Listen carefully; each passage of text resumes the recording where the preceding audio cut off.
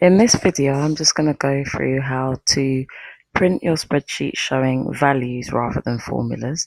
So I'm looking at question 16 of Summer '08 question paper 3. It says save your data model and print off a copy of the sheet showing the values. And make sure the contents of all cells are visible and that the printout is 1 page wide. I've already set the orientation to portrait, and then it says make sure your details are printed in the header of the page. So that's what we're aiming to do. So basically, the values are the data itself without showing the formulas behind some of the data. So this is what the formulas look like, and here's just with the values. So this is what we're actually going to print now. I've gone ahead and I've just opened out the columns to ensure that all the data is visible, so none of it is hidden. If I adjust my columns like that, you'll see that numerical values become hashes, and it doesn't mean there's an error, it just means that you need to widen the column. So all that you do is go in between the letters of the column references and double click, and that will then open up the column so that you can see the data. It will be the same with, so obviously like with dates there, you need to again just open those up. So once you're confident and happy that everything is visible, I would just go ahead and select.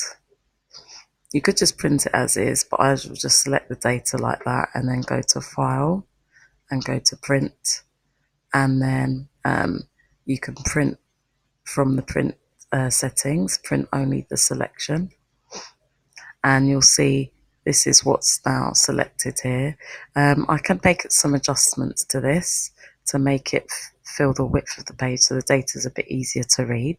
So I'll just go to page setup, and in here I can adjust the size of this, so you can see it's a bit clearer now, and it still fits on the width of the page. Doesn't matter if it goes across 2 pages in terms of the length. Even if I set it to 100%, it's still fine, it still all fits. So that's actually fine like that, and then it can still go down the length of 2 pages as long as the width is set correctly. And I'll just show you how to put the headers and footers in. I did it in my other video on showing the formula view, but I'll show you in this one as well.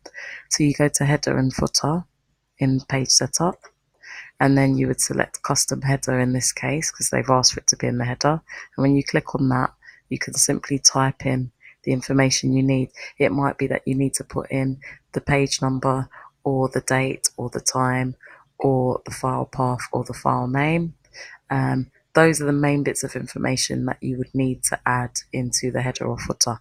So these are the options here to do that. And when you've done that, you just press OK. The other thing is on sheet, you've got the option to add grid lines or remove them in this case, and row and column headings. So I'm just going to remove those things from mine. So it looks like this, and that's it. That's how we would print in showing the values. Yeah.